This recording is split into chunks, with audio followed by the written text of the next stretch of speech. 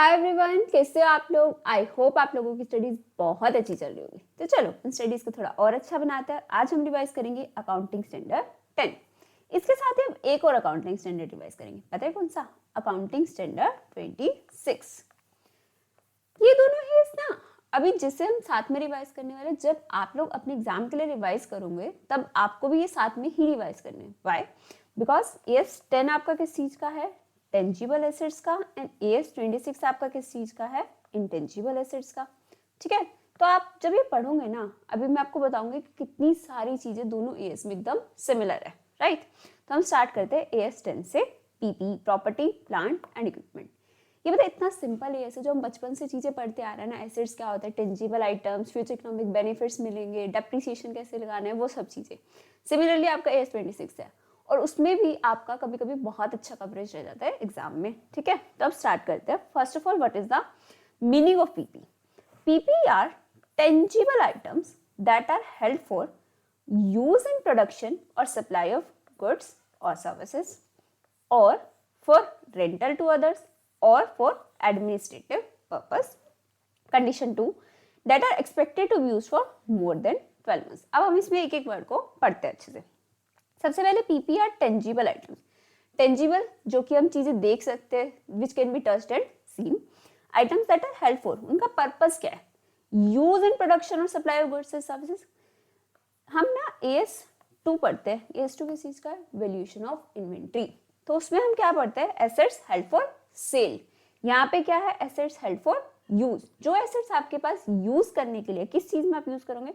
Production और supply of goods और services, या फिर रेंटल टू अदर्स। अगर आप कोई चीज ऐसी है जो आपका बिजनेस क्या है, किसी और को रेंट पे देने का। जो आपकी इन्वेंट्री होती है वो सेल करने के लिए होती है, ऑर्डिनरी कोर्स ऑफ बिजनेस। लेकिन अगर आपका ऑर्डिनरी कोर्स ऑफ बिजनेस क्या है? कोई एसेट्स को रेंट पे देना, जैसे कि सपोज कार सेल करते हो, एएस 2 वैल्यूएशन ऑफ इन्वेंट्री में जाएगा।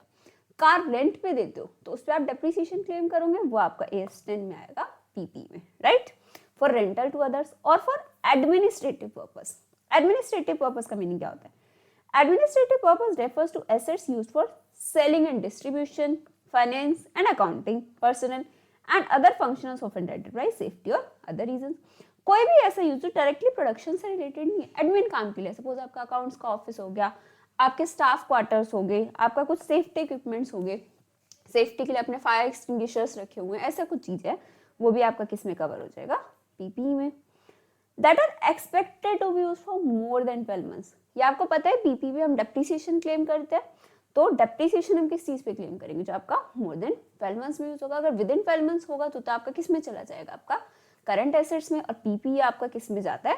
नॉन करंट एसेट्स में, as per schedule 3। I hope यहाँ तक क्लियर होगा। फिर आपका आता है नॉन एप्लीकेबिलिटी ऑफ एएस 10 की। कुछ ऐसे एसेट्स हैं जिसपे एएस 10 आपका एप्लीकेबल नहीं होता। Assets under financial lease. अगर कोई एसेट आपके फाइनेंशियल लीज में मिला है, एस 19 एप्लीकेबल होगा आपका लीजेस। इंटेंजिबल एसेट्स एस 26 में कवर होता है, अभी बताया था। Investment property S 13। Investment property क्या होता है? आपने सपोज किसी बिल्डिंग में इन्वेस्टमेंट कर दी, आपको उससे रेंट मिलने वाला है, कैपिटल एप्रिसिएशन होगा, वो सब किस में होगा? एस 13 के अंडर अकाउंटिंग होगी। Biological assets other than bearer plants related to agriculture activity. Biological assets का मीनिंग क्या होता है? Animals and plants, example cow, वो आपका पीपी नहीं होता। Other than bearer plant. Bearer plant का मीनिंग क्या होता है? Plant that satisfy all 3 conditions are called bearer plants. It is used in the production और supply of agricultural produce. Agriculture produce की प्रोडक्शन या सप्लाई में वो यूज होता हो। Is expected to bear produce for more than a period of 12 months. ऐसा नहीं है कि आप अभी इसको काट के यूज कर लोगे। आपका जो प्रोड्यूस है मोर देन उसमें 12 मंथ्स रहेगा। एग्जाम्पल आपका इसमें क्या आता है? Mango tree. मैंगो ट्री आपका मोर देन 12 मंथ्स के लिए प्रोडक्शन करेगा, मैंगोज उस पर ग्रो करेंगे, तो आपका more than 12 months. And has a remote livelihood of being sold as agricultural produce except for incidental scrap sales. जैसे कि आपका क्या है? आप कोई ट्री है जो उसकी वुड के लिए यूज करते हो, सैंडल वुड वगैरह होगा, उसको तो आप काट दोगे ना, तो वो आपका एग्रीकल्चर किस में आ जाएगा? वो तो बायोलॉजिकल एसेट हो गया, जो इसको आप एग्रीकल्चर प्रोड्यूस की तरह सेल नहीं करने वाले। जैसे मैंगो ट्री, उस पर तो जो प्रोड्यूस लगेगा वो सेल करोगे। तो mango tree is your bearer plant, ये आपका एएस 10 मतलब पीपी में आता है। However, plants grown for limber or annual crops such as maize and wheat are not considered as bearer plants. Wheat, आप जो गेहूं उगाते हो खेतों में, वो तो आपका उसकी जो फसल होती है वो कट के यूज हो जाती है ना, वो मोर देन 12 मंथ्स तक थोड़ी ना रहेगी, तो आपका बियरर प्लांट नहीं होता, पीपी में कवर नहीं होता.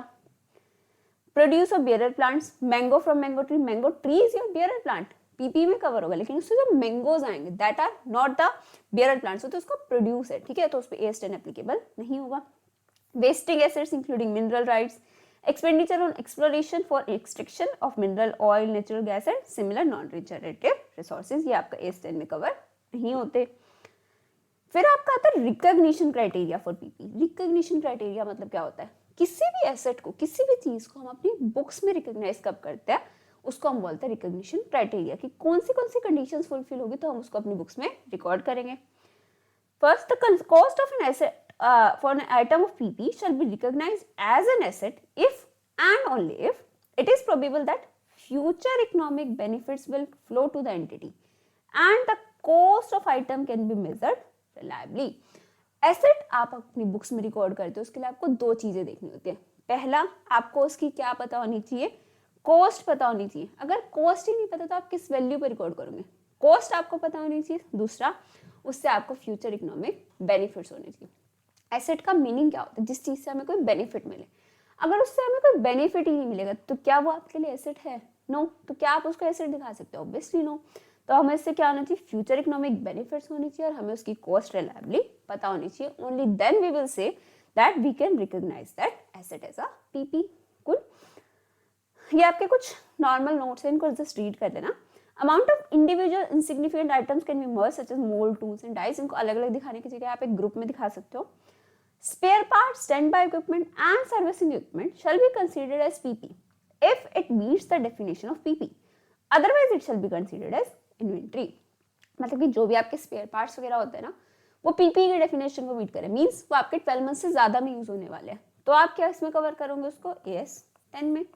लेकिन अगर वो विद इन 12 मंथ्स कंज्यूम हो जाएंगे, आपके कोई छोटे मोटे स्क्रूज वगैरह थे, वो आप किस में कवर कर लोगे, AS2 में. तो डिपेंड्स कि वो आपका कितने टाइम में कंज्यूम होने वाले हैं. An enterprise may decide to expense an item which could otherwise have been included as PP because the amount of expenditure is not material. कुछ चीजें ऐसी होती है जो PP की डेफिनेशन को भी मीट करेगी, वो आपके 12 मंथ से ज्यादा में यूज होगी, प्रोडक्शन से रिलेटेड यूज हो रही है, स्टिल आप उसको P&L में एक्सपेंस की तरह चार्ज कर सकते हो. क्यों, क्योंकि उसका अमाउंट क्या है, बहुत ज्यादा इनसिग्निफिकेंट है, नॉट मटीरियल है. जैसे कि स्क्रू ड्राइवर, अब आपका प्रोडक्शन में यूज होता है, लेकिन इतना छोटा सा अमाउंट 100-200 रुपए की चीज पे आप क्या डेप्रिसिएशन लगाओगे, तो उसको आप P&L में चार्ज कर सकते हो. रिकॉग्निशन क्राइटेरिया को आपको कब कब अप्लाई करना है, इनिशियली टू एक्वायर और कंस्ट्रक्ट एन आइटम पीपी. जब आप इनिशियली क्या कर रहे हो, पीपी को कंस्ट्रक्ट कर रहे हो, एक्वायर करो, उस टाइम पे देखो कि उसकी जो कॉस्ट आप लगा रहे हो उससे आपको फ्यूचर इकोनॉमिक बेनिफिट होगा या नहीं होगा, और उसकी कॉस्ट आप मेजर कर सकते हो या नहीं कर सकते, तब आप देखोगे. सब्सिक्वेंटली अगर आपने उस पीपी पे कोई खर्चा कर दिया, उसमें कुछ रिप्लेसमेंट करा, एडिशंस करे, तो आप देखोगे जो आप एक्सपेंडिचर करो क्या उससे फ्यूचर इकोनॉमिक बेनिफिट होगा तो कैपिटलाइज कर दो, अदरवाइज मत करो. इसको हम आगे डिटेल में भी पढ़ेंगे, ठीक है. अब हम कह रहे हैं इनिशियल रिकॉग्निशन करना है आपको. रिकॉग्निशन क्राइटेरिया देख लिया आपने, अब आप उसको बुक्स में रिकॉग्नाइज करो, किस वैल्यू पे करोगे. Initial recognition of an asset is always done at cost. अब हम कह रहे हैं कि ये जो पीपी है, हम बोल रहे हैं कि इसको कॉस्ट पे रिकॉग्नाइज करना है.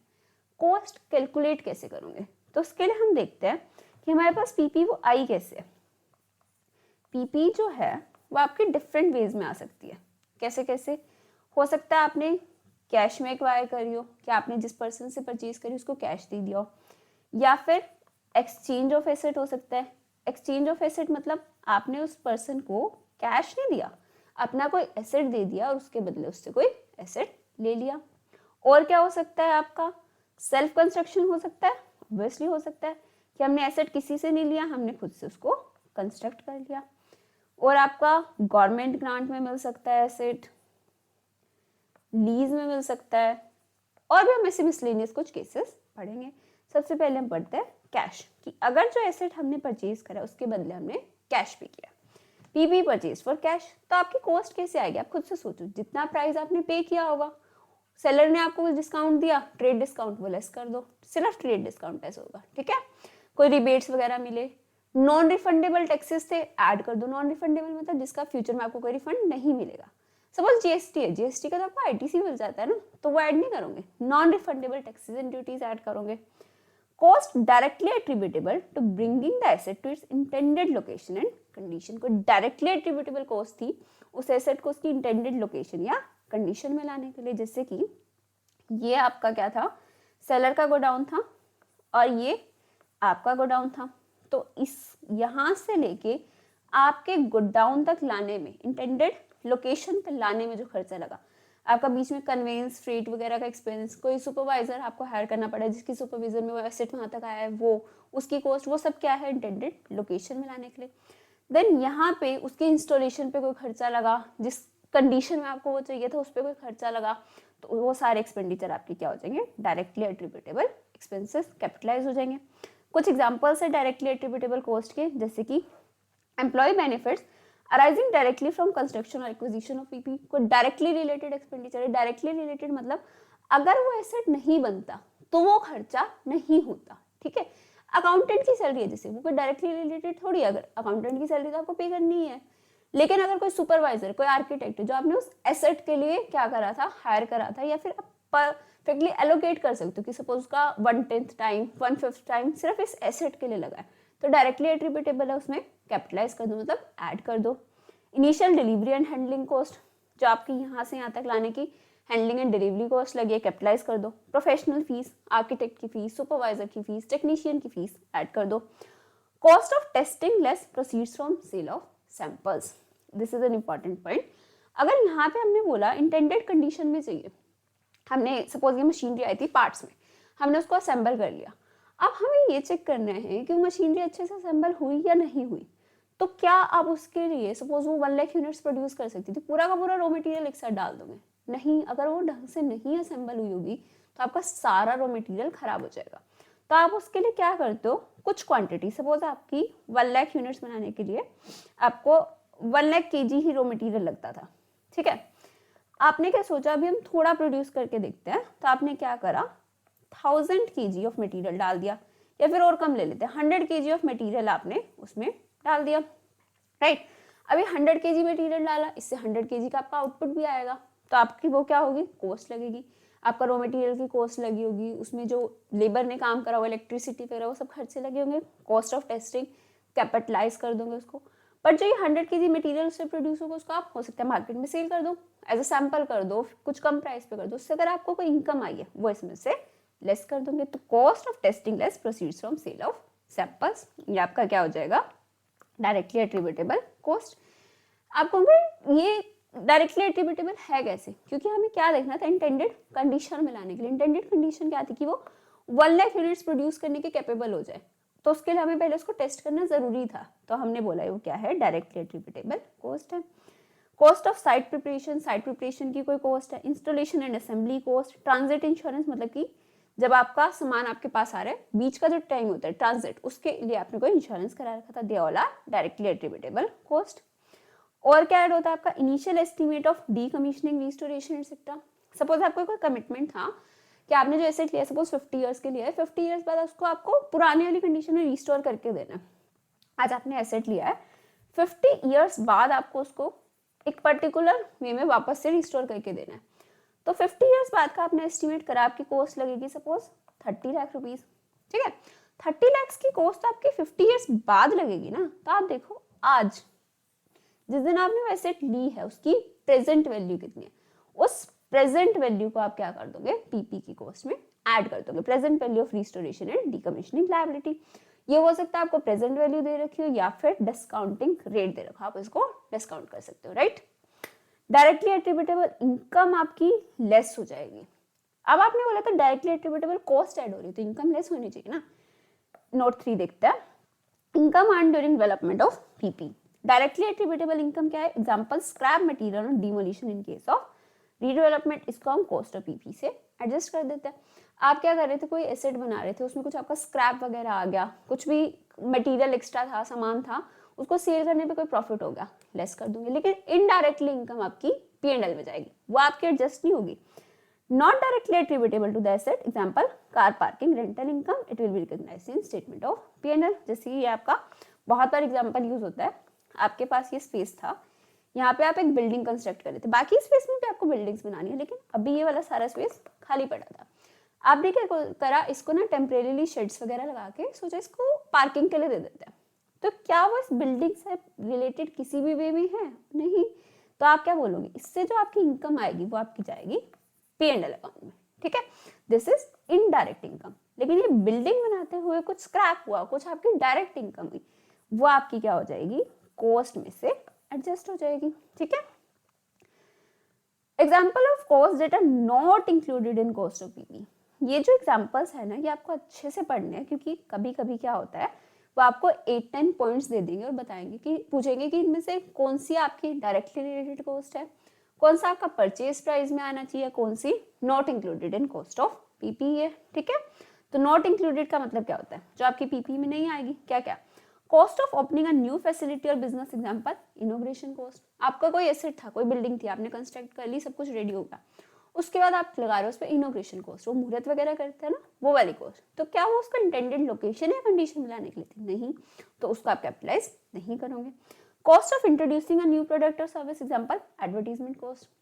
आपका कोई एसेट था, उसके लिए आप पैम्पलेट्स वगैरह बंटवा रहे हो या कुछ भी एडवर्टीजमेंट कर रहे हो, तो वो उससे रिलेटेड कॉस्ट नहीं है, डायरेक्टली रिलेटेड कॉस्ट नहीं है। उसके बिना भी तो वो एसेट इंटेंडेड कंडीशन और लोकेशन में है ना, यूज हो सकता है ना, तो उसको कैपिटलाइज नहीं करोगे। Cost of conducting business in a new location with a new class of customer including cost of staff training. आपने एक बिजनेस से जगह से दूसरी जगह शिफ्ट कर लिया और उसके लिए आपको कुछ स्टाफ ट्रेनिंग वगैरह देनी है, कोई कॉस्ट आ रही है, वो आपकी कैपिटलाइज नहीं होगी। कॉस्ट ऑफ रीलोकेटिंग और रीऑर्गेनाइजिंग पार्ट और all of the operations of an enterprise. Administrative and other general overhead cost, ये तो हम कभी भी कैपिटलाइज नहीं करते। Initial operating losses such as those incurred while demand for the output of an item builds up, or the cost incurred while an item capable of operating in the manner intended by the management has yet to be brought into use or is operated at less than full capacity। दोनों points देखो। पहला है initial operating losses, जब आपकी क्या है, demand buildup हो रही है। हमने जैसे ऊपर वाले एग्जांपल में देखा था कि आपकी मशीनरी 1 लाख kg प्रोड्यूस कर सकती थी, लेकिन क्या ऐसा होता है कि आज आपने मशीन लगाई 1 लाख kg वो प्रोड्यूस कर सकती है और आज ही 1 लाख kg की डिमांड आ जाएगी? नहीं हो सकता, टाइम लग रहा। अभी सपोज डिमांड है सिर्फ 30,000 kg की, तो आप कह रहे हो बाकी जो हमारे 70,000 kg है उसकी तो डिमांड ही नहीं है, इनिशियली हमारे ऑपरेटिंग लॉसेस हो रहे, तो क्या हम उसको भी कैपिटलाइज करते हैं? नो, आपकी जो एसेट है वो तो रेडी है ना 1 लाख kg प्रोड्यूस करने के लिए, अगर डिमांड नहीं है तो हम उसकी कॉस्ट एसेट में थोड़ी कैपिटलाइज कर देंगे। तो आप ये 70,000 जो लॉसेस हो रहे हो उसका आप कैपिटलाइज नहीं कर सकते। या फिर क्या है कि मैनेजमेंट ने ही अभी एसेट को पुट टू यूज ही नहीं करा, asset is ready to use but is not put to use. तो बीच का जो आपका गैप है, जैसे कि अगर आपका एसेट रेडी हो गया 1 जनवरी 2023 को, मैनेजमेंट ने उसको पुट टू यूज करा 1 अप्रैल 23 को, इसके बीच में अगर कोई कॉस्ट लगी तो वो कैपिटलाइज नहीं होगी। जिस दिन एसेट रेडी टू यूज हो गया वहीं तक की कॉस्ट आपकी कैपिटलाइज होगी, इससे पहले जो कॉस्ट लगी होगी, इसके बाद तो इस पे डेप्रिसिएशन लगना चार्ज हो जाएगा। क्लियर? तो ये थी आपकी वो कॉस्ट जो इंक्लूड नहीं होती कॉस्ट ऑफ पीपी में। नेक्स्ट आपका आता है सेल्फ कंस्ट्रक्टेड पीपी। अभी तक हमने पढ़ा कि एसेट आप परचेज कर रहे थे फॉर कैश, तो क्या कॉस्ट थी। सेल्फ कंस्ट्रक्टेड पीपी मतलब हम खुद से बना रहे हैं, खुद से बनाएंगे तो मटेरियल लगेगा, लेबर लगेगी, ओवरहेड्स लगेंगे, फिक्स्ड भी हो सकता है, वेरिएबल भी हो सकते हैं। Directly attributable expenses, initial estimate of restoration, directly attributable income आपकी लेस हो जाएगी। तो बिल्कुल सिमिलर है जो ऊपर पढ़ा। एक बोरोइंग कॉस्ट हम पढ़ते हैं AS 16 के अकॉर्डिंग। अगर आपने नहीं पता आपको बोरोइंग कॉस्ट क्या होता है तो आप इसकी वीडियो जाके प्लीज देखना।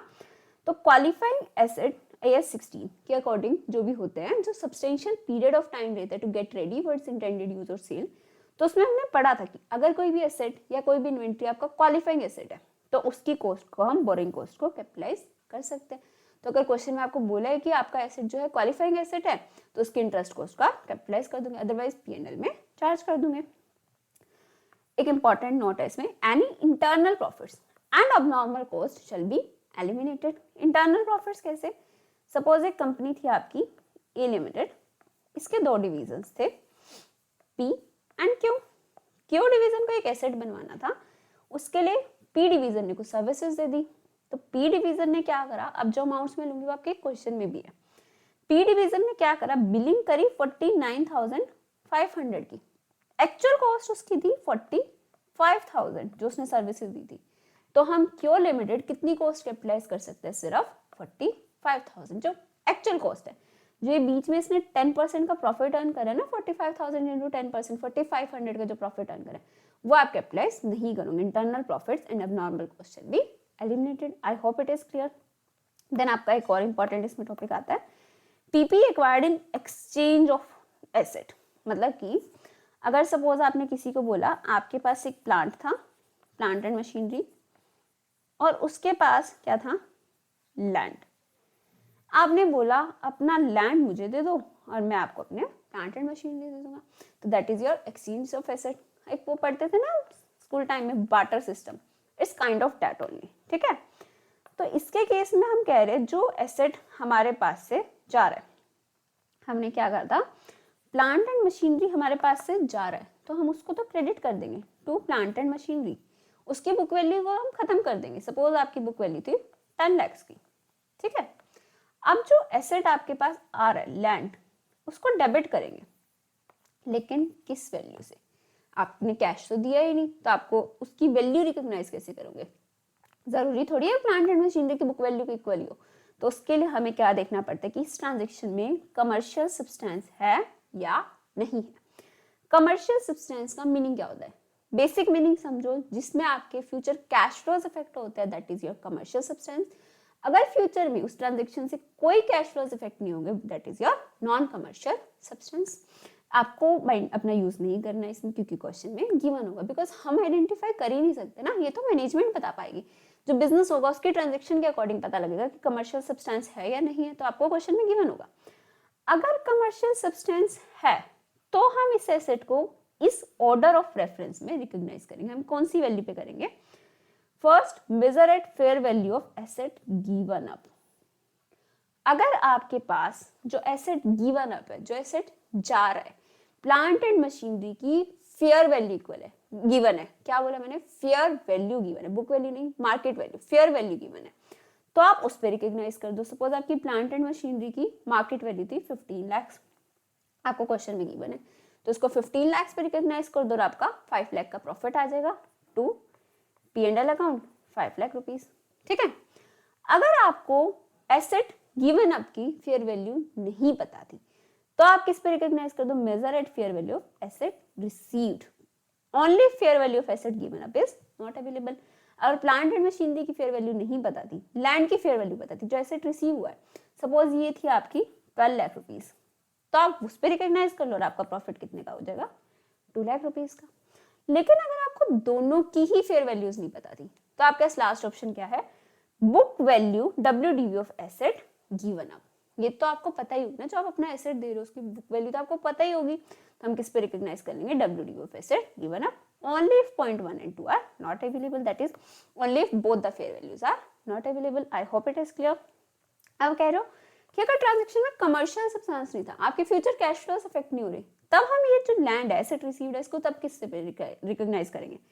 तो बहुत ही सिंपल है, जो आपने एसेट दिया उसकी बुक वैल्यू पे, आपको कोई प्रॉफिट लॉस करना ही नहीं है। नॉर्मली 10 लाख की एसेट गई है, 10 पे इसको रिकॉग्नाइज कर दो, कोई P&L नहीं आएगा।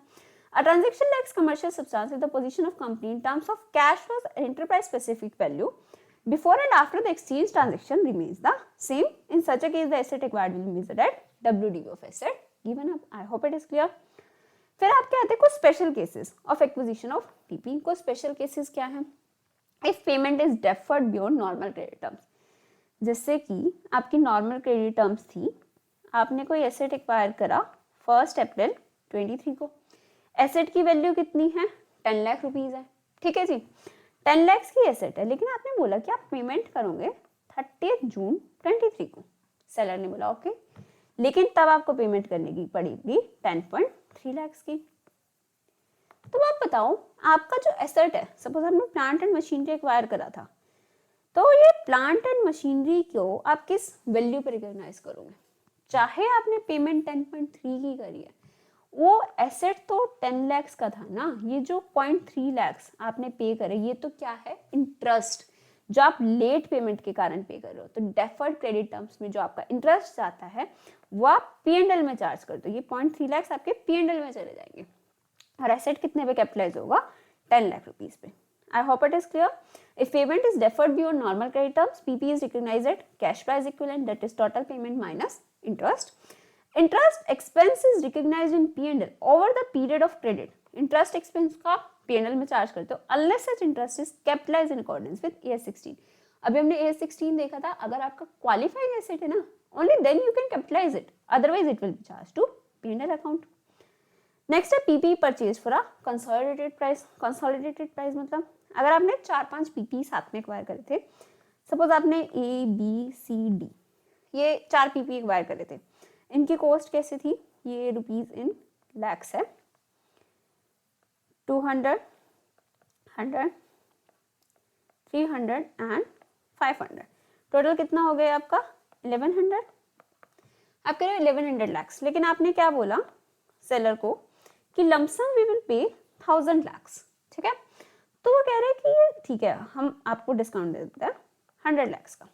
अब आपको तो ये बुक्स में अलग अलग ये एसेट्स रिकॉग्नाइज करने किस वैल्यू पे करोगे, आप ये जो 100 का डिस्काउंट मिला किस में मानोगे. तो आप कहते हो कि ये जो 1000 था ना, जो आपने एक्चुअल अमाउंट पे करा है, इसको इसकी फेयर वैल्यूज में डिवाइड कर दो. मतलब कि 1000 पे आया आपका, डिवाइडेड बाय 1100 इंटू 200. इस तरह से आप इसको डिवाइड कर दोगे. Good. Where several items of PP are purchased for a consolidated price, the consideration is apportioned to various items on the basis of their respective fair values at the date of acquisition. अगर PP held by lessee under finance lease, तो हम AS 19 में पढ़ते हैं. Government grant में अगर आपको कोई एसेट मिला AS 12 में पढ़ते हैं, राइट. अब है आपका, यहाँ तक हमने सारा क्या देखा, इनिशियल रिकॉग्निशन. जिस दिन आपने एसेट परचेज करा उस दिन बुक्स पे किस वैल्यू पे रिकॉग्नाइज करोगे. अब आपका एक नेक्स्ट आता है ट्रीटमेंट ऑफ सब्सिक्वेंट कॉस्ट. आपको पता है हम इस चैप्टर को कितने पार्ट्स में पढ़ते हैं. सबसे पहले हम देखते हैं इनिशियल रिकॉग्निशन, जिस दिन एसेट परचेज करा. फिर आपकी कोई सब्सिक्वेंट कॉस्ट लगी, मतलब कि बाद में उस पर कोई कॉस्ट लग रही है, उसका क्या करेंगे. फिर आपका आता है सब्सिक्वेंट रिकॉग्निशन, मतलब कि बैलेंस शीट डेट पे उस एसेट को किस वैल्यू पे दिखाएंगे. देन हम इसके डेप्रिसिएशन के बारे में भी पढ़ते हैं, और जब हम इस एसेट को सेल कर देंगे वो भी पढ़ेंगे. ओवरऑल इनिशियल रिकॉग्निशन से लेके सेल तक का पूरा प्रोसीजर आप पढ़ोगे AS 10 में. अभी हमारा इनिशियल रिकॉग्निशन हो गया, अभी हम पढ़ेंगे सब्सिक्वेंट कॉस्ट.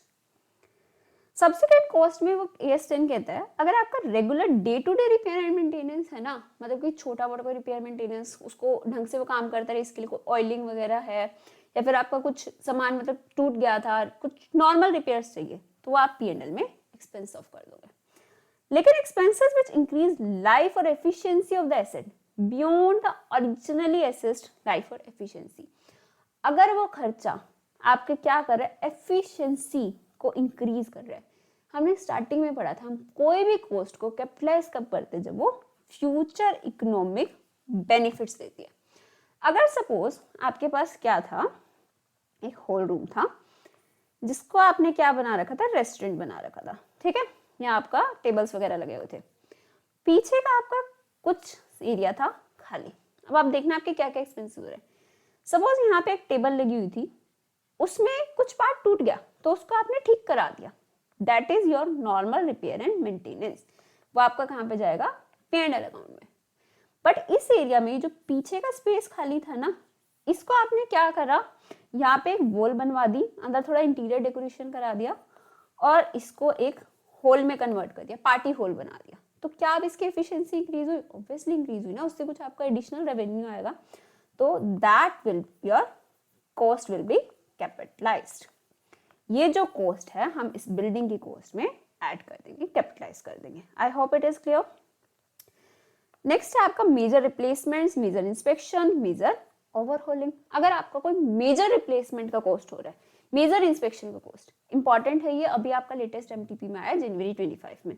अगर मेजर रिप्लेसमेंट्स के कोई कॉस्ट हो रहे हैं तो उसको आप कैपिटलाइज करोगे. कैसे, देखो, अगर सपोज आपके पास एक एसेट था, ठीक है, उसका एक पार्ट था, मेजर पार्ट था, बहुत सिग्निफिकेंट पार्ट था, इसको आपको करना है रिप्लेस, राइट. अब ये जो आपका बाकी एसेट है ये तो सेम ही है, वो तो पहले वाला ही चल रहा है, सिर्फ एक पार्ट रिप्लेस हुआ है.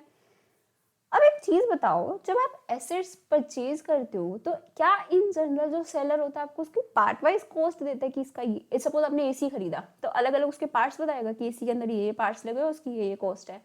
या आप कार परचेज करते हो तो आपको कार की कॉस्ट बताते हैं या उसकी इंजन की अलग, सीट्स की अलग, टायर्स की अलग कॉस्ट बताते हैं? नहीं, कंबाइंड बताते हैं ना। तो आपको एसेट्स की जनरली कंबाइंड कॉस्ट पता होती है, देन आप उस पर डेप्रिसिएशन क्लेम करते हो। कुछ साल बाद जो भी उसकी WDV होती है वो कंबाइंड एसेट की पता होती है आपको, इस अकेले पार्ट की तो पता नहीं होगी। ठीक है, अब आप कह रहे हो कि ये पार्ट आपका रिप्लेस हो रहा है तो आपको इसकी जो न्यू कॉस्ट लगेगी वो कैपिटलाइज करनी पड़ेगी, क्योंकि मेजर कॉस्ट है, मेजर रिप्लेसमेंट कॉस्ट है, इसको आप कैपिटलाइज करोगे। यहाँ तक क्लियर है? तो जो पुराने वाला एसेट आपका हट जाएगा, नया वाला एसेट लग जाएगा, उसकी कॉस्ट तो कैपिटलाइज कर दी, पुराना जो हटेगा उसके WDV को आपको लेस करना पड़ेगा। यहाँ तक क्लियर है? ये WDV कैसे आएगी? आपने बोला आपको इस एसेट की टोटल कॉस्ट कितनी होगी, जो पूरे एसेट की WDV थी जिस पे दिन आपने रिप्लेसमेंट करी वो तो आपके पास होगी पूरे एसेट की, उसमें आप ऐड कर दोगे कॉस्ट ऑफ न्यू पार्ट, जो भी आपने नया पार्ट करा है, रिप्लेसमेंट करी है, ये भी आपको गिवन होगी। लेकिन आपको लेस क्या करनी है, WDV ऑफ ओल्ड पार्ट, जो ये आपने एसेट रिप्लेस करा, नए की कॉस्ट ऐड कर दी, लेकिन जो पुराना हटाऊंगा उसकी WDV आपको लेस करनी है। ये कैसे कैलकुलेट करोगे? आपको तो पूरे एसेट की WDV पता है, इस पार्ट की नहीं पता। तो कहते हैं अगर बाय चांस जिस दिन आपने परचेज करा था सप्लायर ने इनवॉइस में उसकी बुक वैल्यू आपको कॉस्ट लिख के दी थी तो आप डेप्रिसिएशन लगा के बता सकते हो कि इस दिन क्या इतनी WDV होगी।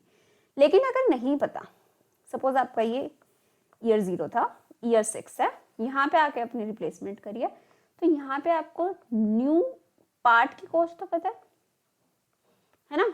यहाँ पे आपने जब परचेज पूरा एसेट करा था तब उसकी अलग से कॉस्ट नहीं पता थी, लेकिन जब उसका एक पार्ट रिप्लेस करा तो वो पार्ट तो आपने परचेज करा होगा। जिस दिन आप कार खरीदते हो उस दिन आपको इंजन की कॉस्ट अलग नहीं पता होती, लेकिन कभी उसका इंजन खराब हो, जब रिप्लेस कराते हो तो आपको उस इंजन की कॉस्ट पता है ना, जब आपने रिप्लेस करा उस इंजन की कॉस्ट पता है।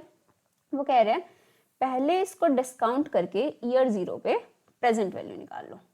आप कह रहे हो कि अगर यही पार्ट हमने 6 साल पहले खरीदा होता तो इसकी क्या वैल्यू होती, इसकी यहाँ की वैल्यू निकाल लो, प्रेजेंट वैल्यू। सपोज इसकी न्यू पार्ट की कॉस्ट है 400, प्रेजेंट वैल्यू आपकी आ रही है 250 एग्जाम्पल के लिए, तो आपने प्रेजेंट वैल्यू निकाल ली। आई होप आप लोगों को डिस्काउंटिंग आती होगी।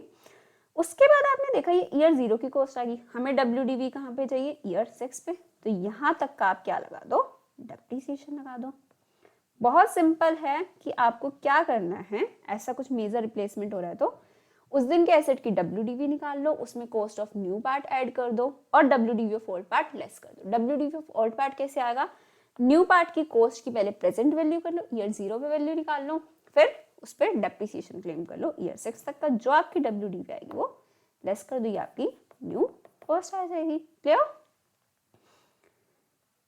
आप WDV ऑफ ओल्ड पार्ट कैसे कर सकते हो वही अभी बताया, अगर सप्लायर के इनवॉइस से पता था वो, नहीं तो आप न्यू कॉस्ट से, न्यू पार्ट की कॉस्ट से उसको कैलकुलेट कर लोगे। अब आपका आता है measurement after recognition. After recognition मतलब कि बैलेंस शीट डेट पे आप किस वैल्यू पे रिकॉग्नाइज करोगे। इसके लिए आपको 2 मॉडल्स अलाउड है, कॉस्ट मॉडल, रिवैल्यूएशन मॉडल।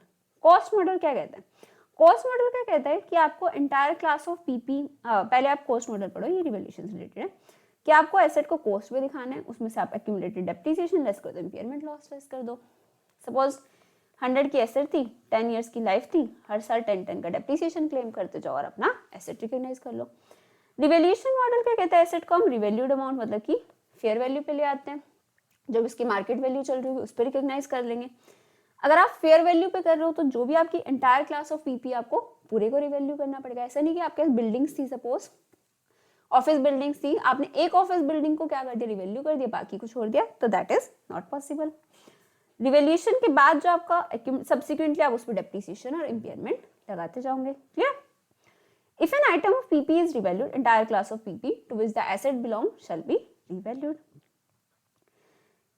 ये आपका सिंपल टॉपिक है, एक बार रीड कर लेना। रिवैल्यूएशन गेन लॉस का हम करते क्या है, रिवैल्यूएशन इंक्रीज और रिवैल्यूएशन डिक्रीज।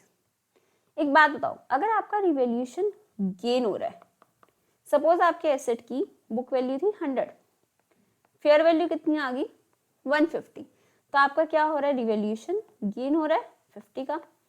आपका एसेट तो इंक्रीज होना चाहिए, एसेट क्या हो जाएगा, डेबिट, अपवर्ड रिवैल्यूएशन हो रहा है ना, वो कह रहे क्रेडिट क्या करें।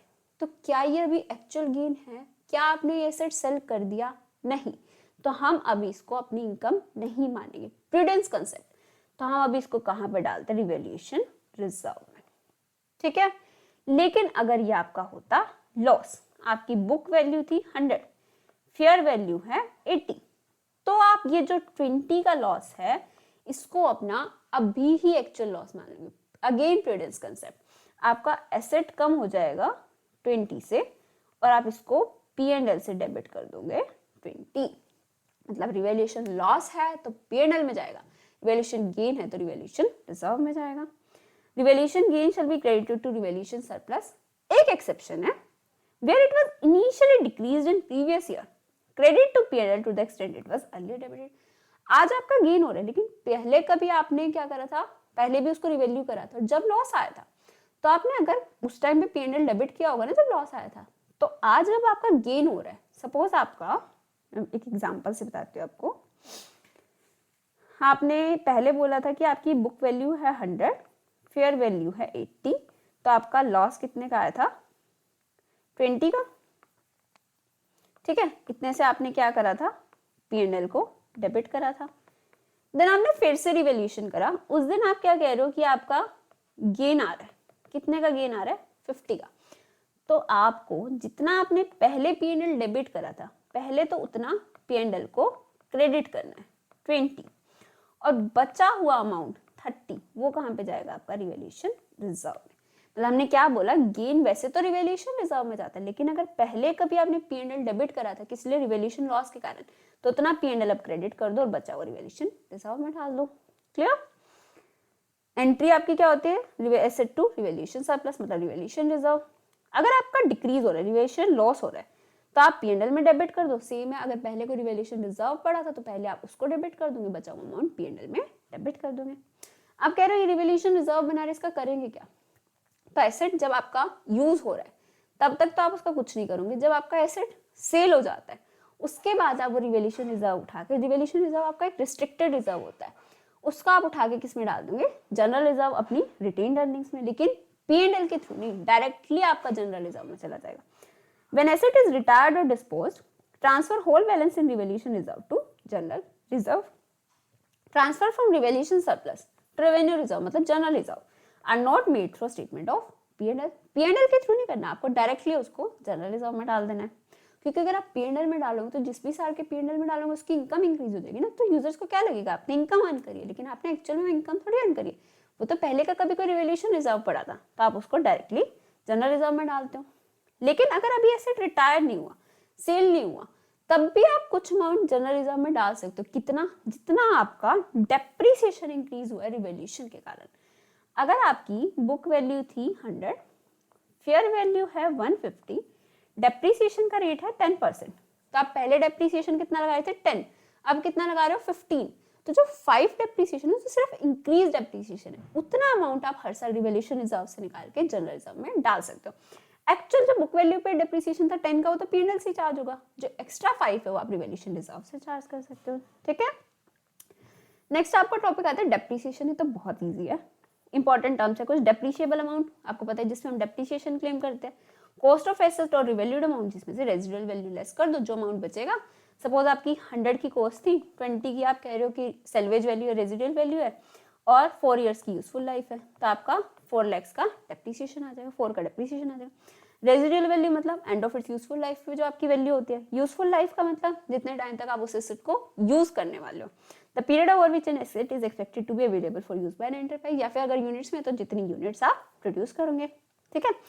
फैक्टर्स क्या होते हैं यूजफुल लाइफ डिटरमाइन करने में, आप क्या माइंडसेट रख के जो यूजफुल लाइफ को डिटरमाइन करते हो, एक्सपेक्टेड यूजेस, आप एसेट को यूज कैसे करने वाले हो, फिजिकल वेयर एंड टेयर कितना हो सकता है, टेक्निकल और कमर्शियल ऑब्सोलेंस, उस जो एसेट है उसमें टेक्नोलॉजी में कितना चेंज हो सकता है, जैसे कि आपका स्मार्टफोन है, लैपटॉप से, जनरली इनमें टेक्नोलॉजी में बहुत चेंज होते हैं, तो आप उसको जल्दी डेप्रिशिएट करोगे।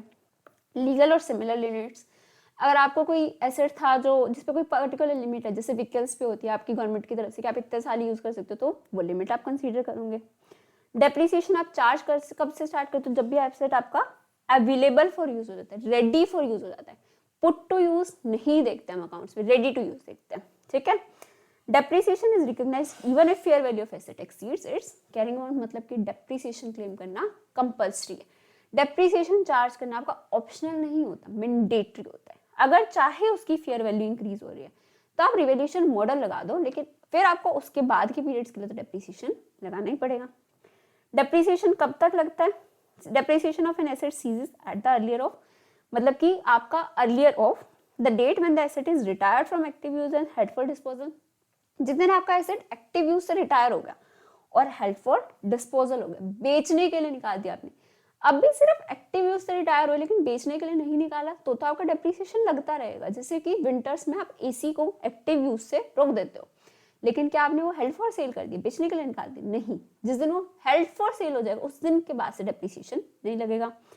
एसेट डी रिकॉग्नाइज कर दिया आपने, बुक से डी रिकॉग्नाइज, आपका एसेट चोरी हो गया, खराब हो गया, या फिर फायर में, मतलब फायर अर्थक्वेक ऐसा कुछ में आपका लॉस हो गया, तो आप डी रिकॉग्नाइज कर दोगे, उसके बाद से डेप्रिसिएशन नहीं लगाओगे।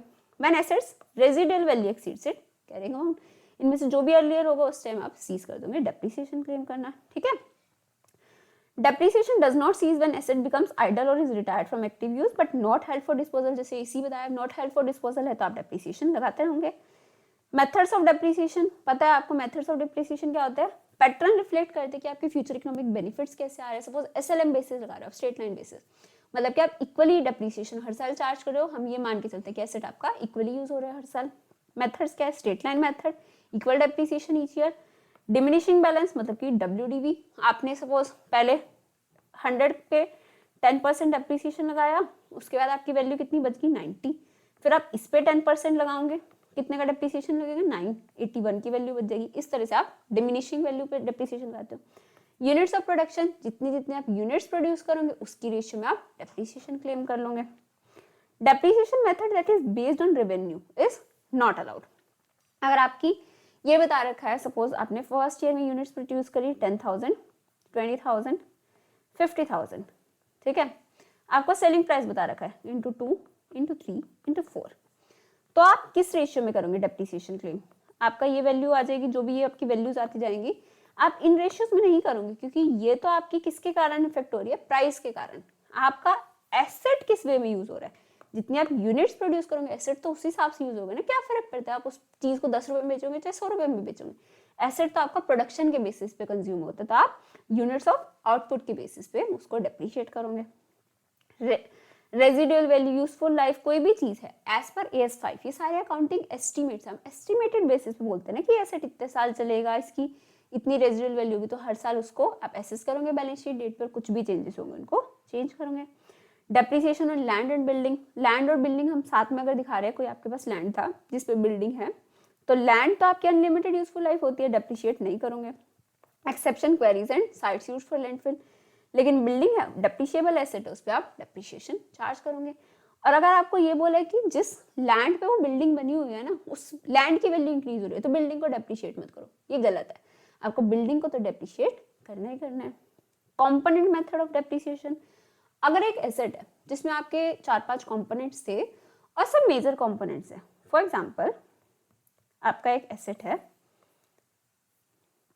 इसके 4 कंपोनेंट्स हैं A B C D, ठीक है, इनकी अलग अलग सिग्निफिकेंट वैल्यू है। ये आपका 5 करोड़ का था, ये 3 करोड़ का है, ये 2 करोड़ का है और ये 7 करोड़ का है, ठीक है, और सबकी यूजफुल लाइफ भी अलग अलग है। तो आप कहोगे हम इस एसेट को किस रेशियो में डिवाइड करें, किस यूजफुल लाइफ में इसको डेप्रिशिएट करें? तो अगर एक एसेट जिसके मेजर पार्ट्स हैं और मेजरली सबकी वैल्यू और यूजफुल लाइफ अलग है, तो आप 5 करोड़ सब, सपोज इसकी यूजफुल लाइफ थी 5 ईयर्स, तो आप बोल दोगे ए जो ए पार्ट है उसको आप 1 करोड़ ईच ईयर डेप्रिशिएट करोगे। बी इसकी सपोज यूजफुल लाइफ थी 2 ईयर्स, तो इसको आप कितना कर दोगे? 1.5। ऐसे ऐसे आप चारों पार्ट्स के अलग अलग डेप्रिसिएशन निकालोगे, चारों को टोटल करोगे, आप बोलोगे ये पूरी मशीनरी इतने अमाउंट से डेप्रिशिएट होनी चाहिए। मतलब आप हर पार्ट का डेप्रिसिएशन अलग अलग कैलकुलेट करोगे और फिर जो टोटल आएगा उस डेप्रिसिएशन का उससे एसेट को रिड्यूस कर दोगे। फिर आपका आता है, अगर कोई आपका existing decommissioning, restoration and other liabilities में चेंज हो रहा है। हमने इनिशियली देखा था आपका एसेट पे और कोई डीकमीशनिंग लायबिलिटी लगेगी, मतलब फ्यूचर में आपको उसको रिस्टोर करके देना है, तो उसकी प्रेजेंट वैल्यू हम कॉस्ट में ऐड करते थे। अब वो कह रहे हैं अगर उसमें कुछ चेंज हो रहा है, 5-6 साल बाद आपको पता लगा कुछ वैल्यू में चेंज हो रहा है, तो अगर आपकी लायबिलिटी इंक्रीज हो रही है तो आपके लिए कॉस्ट इंक्रीज हो रही है, एसेट में ऐड कर दो कॉस्ट को। अगर लायबिलिटी डिक्रीज हो रही है, आपके लिए गेन हो रहा है, एसेट की कॉस्ट कम हो रही है, तो एसेट को कम कर दोगे, ठीक है। अगर आपका डिक्रीज इन लायबिलिटी मतलब गेन है, क्रेडिट टू रिवैल्यूएशन सरप्लस और एसेट को आप कम कर दोगे। और आपका अगर इंक्रीज हो रहा है तो आपका लॉस हो जाएगा, ठीक है। इसको एक बार रीड कर लेना। रिटायरमेंट एंड डी रिकॉग्निशन, आप एसेट को बुक से रिटायर कब करते हो, अपनी बुक से हटाते कब हो। Item of PP retired from active use and held for disposal shall be stated at lower of, किस वैल्यू पे दिखाते हो आप, carrying amount and NRV. Suppose की कैरिंग अमाउंट थी 1,50,000, एनआरवी है 1,20,000, तो आप कितने पे शो करोगे, 1,20,000 पे। उसके बाद उस पर डेप्रिसिएशन भी नहीं लगेगा, हमने पढ़ा था एसेट हेल्ड फॉर सेल पे डेप्रिसिएशन नहीं लगता। और ये 30,000 जो रिड्यूस हुआ इसको आप कहाँ से चार्ज कर दोगे, P&L अकाउंट से। Derecognition, the carrying out of asset of a PP shall be derecognised, आप बुक से एसेट को हटाते कब हो, या तो आपने सेल कर दिया, डिस्पोज ऑफ कर दिया, या उससे कोई फ्यूचर इकोनॉमिक बेनिफिट्स नहीं होंगे। फ्यूचर इकोनॉमिक बेनिफिट्स नहीं होंगे तो आपका एसेट ही नहीं है ना। और जो भी आपका गेन लॉस होगा डिस्पोजल पे वो कहाँ पे चला जाएगा, आपका P&L अकाउंट में। क्लियर। एक ये नोट पढ़ो, इंपॉर्टेंट है। An enterprise that in the course of its ordinary activities routinely sells item of PP that it had held for rental to others should transfer such asset to inventories at their carrying amount when they cease to be rented or becomes held for sale. Suppose आपकी company थी A limited जो car cell भी करती थी और cars को rent पे भी देती थी, ठीक है। अब जो सेल करती थी उस पर तो आपका AS2 लगता था, और जो रेंट पे देती थी इस पे AS10 लगता था। वो कह रहे कि हमने ना रेंट पे देने का बिजनेस बंद कर दिया, अब हम कार सेल ही करेंगे। वो जो कार थी वो तो आपके पास ही होंगी ना, वो अब आपकी किस में कन्वर्ट हो जाएगी, AS2 इन्वेंट्रीज में। किस वैल्यू पे कन्वर्ट करूंगी, जितनी भी उसकी क्या थी उस दिन की कैरिंग अमाउंट थी, जिस दिन आपने कन्वर्जन करा उस दिन जो उसकी WDV थी उस वैल्यू पे हम यहाँ पे इन्वेंट्रीज में शो कर देंगे।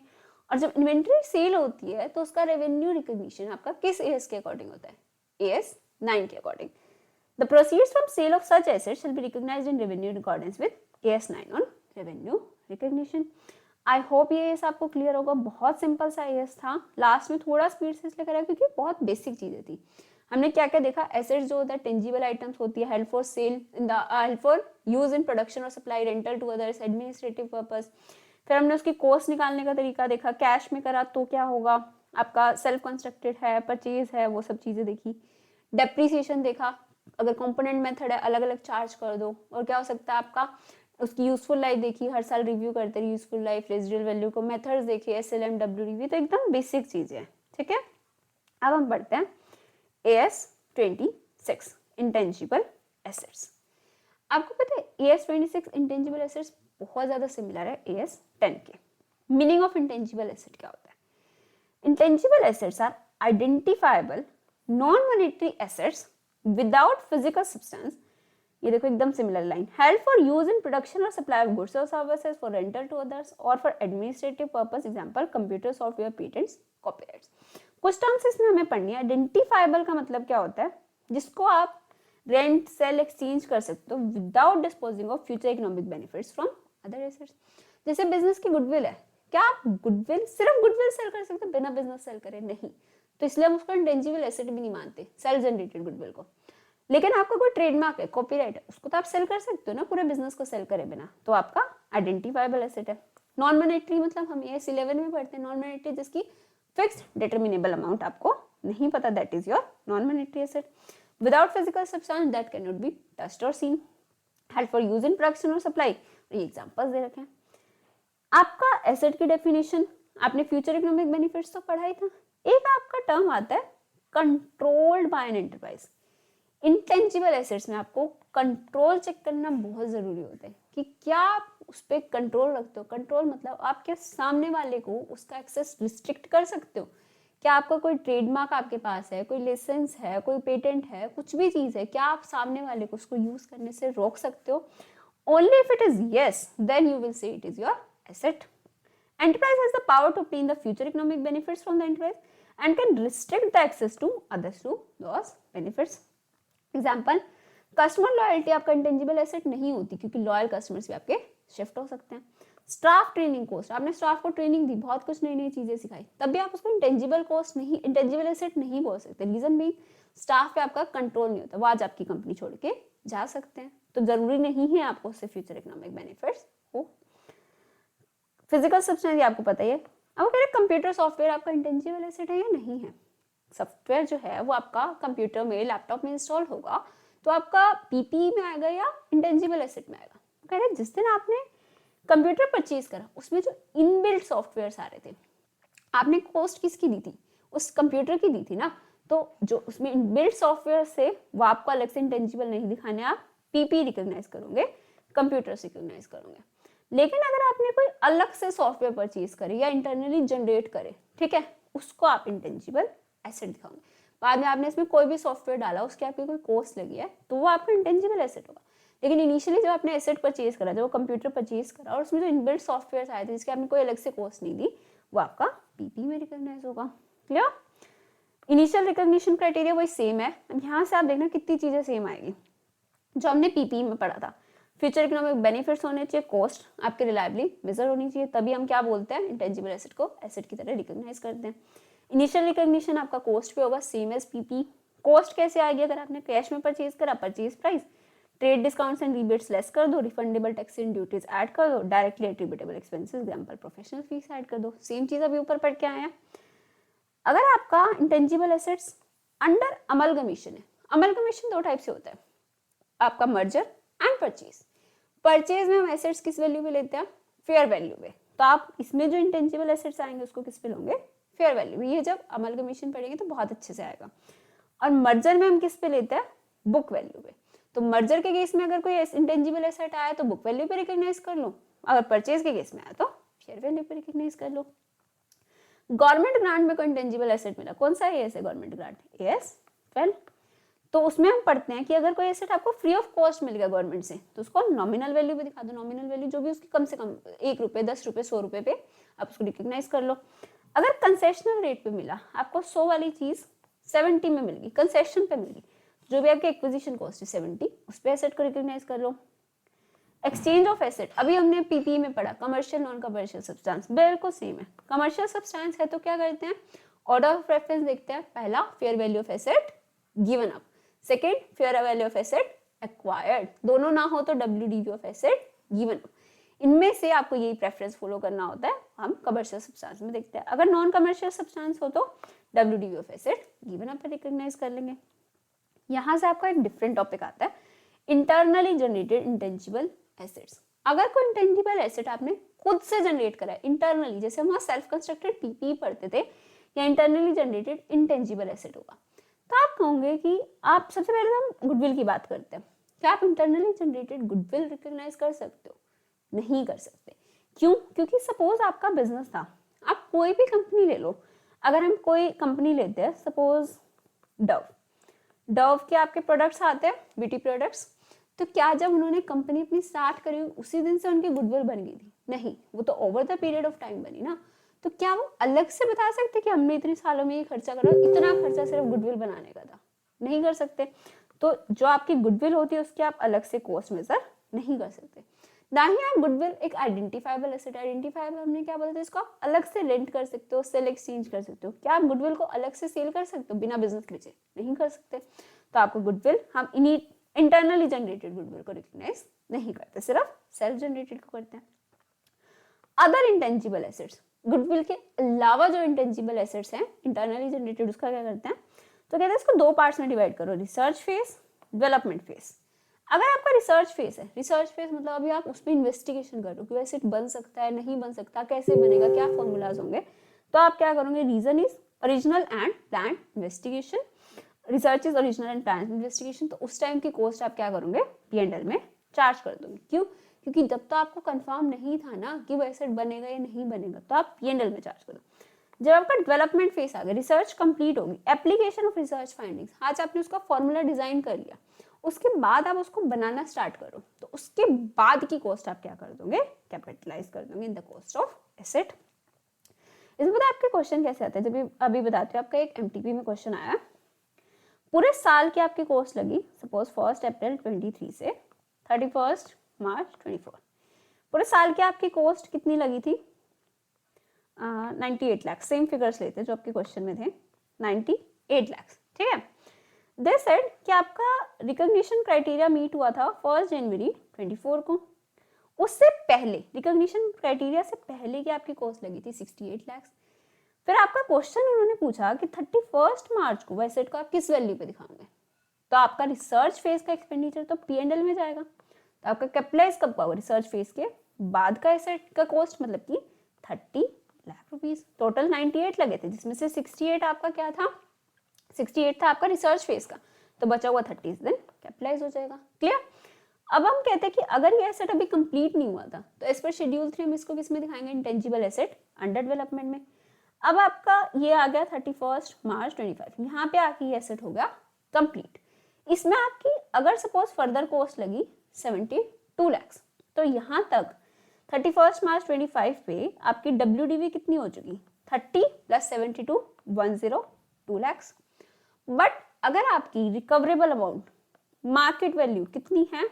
सपोज उसकी मार्केट वैल्यू है 50 लाख रुपीस की, ठीक है। 50 या 52 था आपका क्वेश्चन में, एग्जैक्टली याद नहीं, हम 50 लेके चलते हैं। आपकी रिकवरेबल अमाउंट कितनी थी? 50 लाख रुपीस।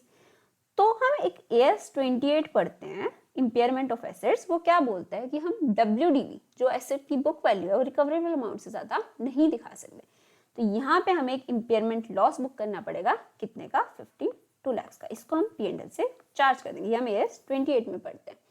आपने एसेट पे एक लॉस चार्ज कर दिया 52 लाख का, जो P&L से चार्ज कर दिया, तो अब आपकी WDV कितनी रह जाएगी? सिर्फ 50 लाख, क्योंकि आपसे क्वेश्चन में पूछा था 31 मार्च 2025 को उसकी बुक वैल्यू कितनी होगी, तो आप क्या बोलोगे? 50 लाख। P&L में कितना अमाउंट जाएगा? 52 लाख। ठीक है, आई होप इट इज क्लियर। हम डेवलपमेंट फेज मानते कब से? जैसे यहाँ पे तो आपको डेट गिवन थी, फर्स्ट आपका जनवरी से 2024 से डेवलपमेंट फेज स्टार्ट हुआ। जनरली आप क्या बोलते हो? आपका डेवलपमेंट फेज मतलब जब आपके एसेट को कंप्लीट करने की इंटेंशन हो, आपके पास उसको बनाने के लिए रिसोर्सेज होने चाहिए। ऐसा नहीं कि सिर्फ आपने कोई हाइपोथेटिकल सा ऐसा बना दिया और आपके पास कोई रिसोर्सेज ही नहीं, पैसे ही नहीं है, टेक्नोलॉजी ही नहीं है, नहीं, वो होना चाहिए। मार्केट होनी चाहिए जहाँ पे आप उस एसेट को सेल कर सकते हो, या फिर इंटरनली यूज के लिए वो एसेट होना चाहिए, जब भी तो फ्यूचर इकोनॉमिक बेनिफिट होगा ना, या तो आप उसको यूज कर लो या सेल कर दो। आपकी एबिलिटी होनी चाहिए वहाँ सेल करने की। अगर सपोज आप कह रहे हो उसकी नीड चाइना में है, चाइना ने इंडिया से सामान बैन करा था फॉर एग्जाम्पल, तो आप क्या बोलोगे? आपकी एबिलिटी नहीं है ना वहाँ सेल करने की, तो उस एसेट का आपका कोई बेनिफिट ही नहीं है, और आप उसका एक्सपेंडिचर मेजर कर सकते हो, मतलब कॉस्ट मेजर कर सकते हो। Internally generated brands, methods, publishing, title, customer list etcetera आपके इंटेंजिबल एसेट्स नहीं होते, क्योंकि इनके अलग से कॉस्ट नहीं पता होती।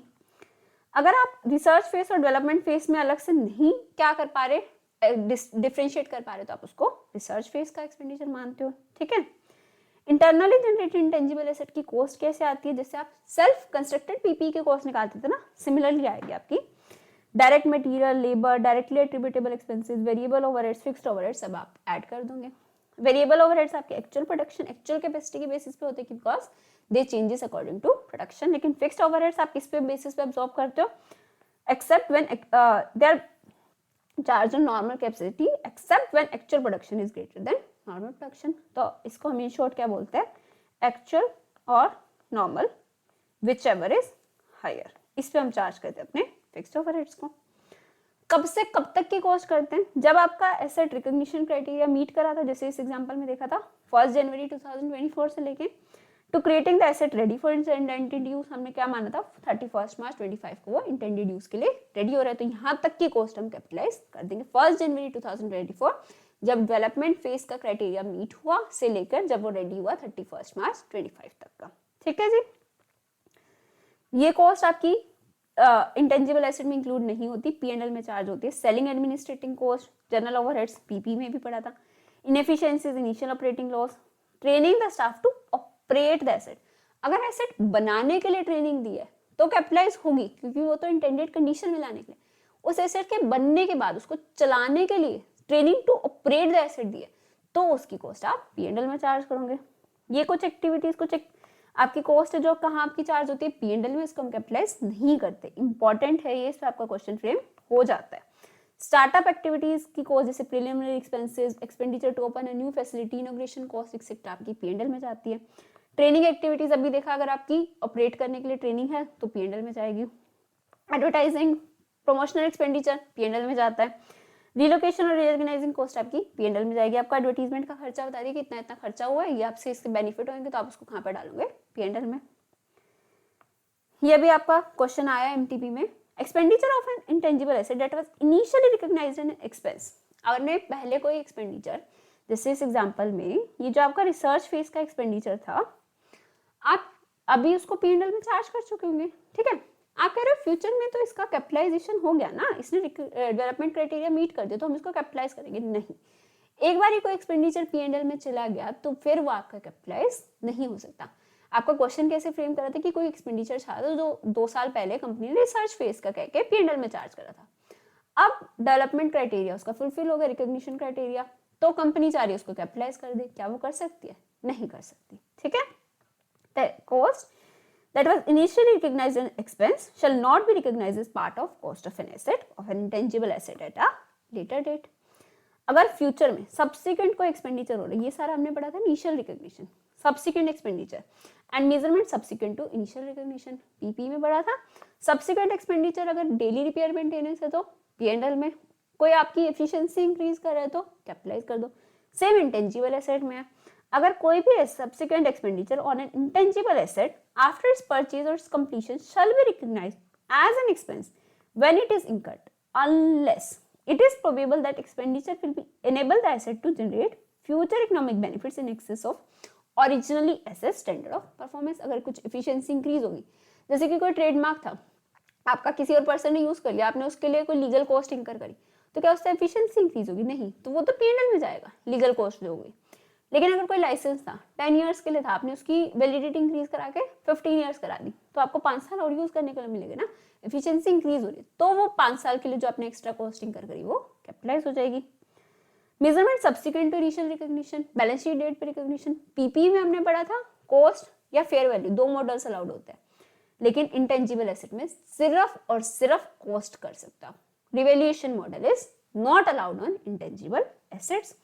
After initial recognition, an intangible asset shall be carried at its cost less, उस पर amortization लगेगा, जैसे पीपी पे डेप्रिसिएशन लगता है, and accumulated impairment loss जो हम AS 28 में पढ़ते हैं। amortization आपका बेसिक है, थोड़ा सा ही बचा ये टॉपिक। amortization मतलब जैसे एसेट पे डेप्रिसिएशन लगता है पीपी पे, पहली बात मैंडेटरी होता है, आप ये नहीं कह सकते कि फेयर वैल्यू इंक्रीज हो रही है तो हम नहीं लगाएंगे, अगर वो इंक्रीज हो रही है फेयर वैल्यू तब भी आपका amortization लगेगा। ये आपका क्वेश्चन है स्टडी में। कमेंसमेंट, जब भी एसेट आपका available for use, ready to use होगा। मैक्सिमम यूजफुल लाइफ, ये इंपॉर्टेंट है, आपके इंटेंजिबल एसेट की मैक्सिमम यूजफुल लाइफ 10 ईयर्स होती है। इंटेंजिबल एसेट्स, आपका गुडविल जो होता है हम उसको 5 ईयर्स में राइट ऑफ करते हैं, अदर जो इंटेंजिबल एसेट्स होते हैं उसको हम 10 ईयर्स में राइट ऑफ करते हैं। लेकिन अगर आपके पास पॉजिटिव एविडेंस है, लीगल राइट है किसी चीज को यूज करने का मोर देन 10 ईयर्स, तो आप उससे ज्यादा में भी कर सकते हो। जैसे आपको गवर्नमेंट ने कोई टोल राइट दिया था, जो आपका टोल मोटरवे होता है ना उसको जनरेट करने का, मतलब या फिर उस पर टोल कलेक्ट करने का, या hydro electric power, hydro electricity generate करने का 60 ईयर्स का आपको लाइसेंस दिया था, तो आप उसको 60 ईयर्स में मोटाइज कर सकते हो। लेकिन अगर कुछ नहीं बोला तो आप मैक्सिमम लाइफ 10 ईयर्स ले सकते हो। क्लियर? वही फैक्टर्स है आपकी यूजफुल लाइफ डिटरमाइन करने में, क्या यूज करते हो, यूजेस क्या होगा, पब्लिक इन्फॉर्मेशन क्या है, जनरली बाकी इंडस्ट्री वाले जो कंपनीज हैं वो किस लाइफ में उसको वो कर रही है, मोटाइज कर रही है, technological options, stability of industry, actions by competitors, legal and similar limits. Amortization method same है, पैटर्न रिफ्लेक्ट करते हैं कि आपका एसेट कैसे यूज होगा। अगर कुछ नहीं बोला तो SLM मेथड यूज करोगे, हम ये मानेंगे इक्वल यूज होता है, कंसिस्टेंटली अप्लाइड होना चाहिए। अमोर्टाइजेशन आपका एक्सपेंस होता है, अनलेस कोई AS परमिट करता है उसको अनदर एसेट में कैपिटलाइज करना, मतलब उससे डायरेक्टली रिलेटेड है तो एसेट में कैपिटलाइज कर दो, अदरवाइज P&L में चार्ज कर दो। Same methods SLM, WDV, units of production method. Residual value it's important, PP के केस में हम क्या लेते थे, आप अपने अकॉर्डिंग डिटरमाइन कर सकते थे, लेकिन इंटेंजिबल एसेट के केस में हम इसे 0 एज्यूम करते हैं, अनलेस कोई थर्ड पार्टी ने कमिटमेंट करा कि वो इतने पे इंटेंजिबल एसेट को परचेज कर लेगा या फिर उसके लिए कोई एक्टिव मार्केट थी। रेजिडुअल वैल्यू, और आपको इंपेयरमेंट टेस्टिंग करनी पड़ती है इंटेंजिबल एसेट की हर साल एनुअली एज पर AS 28।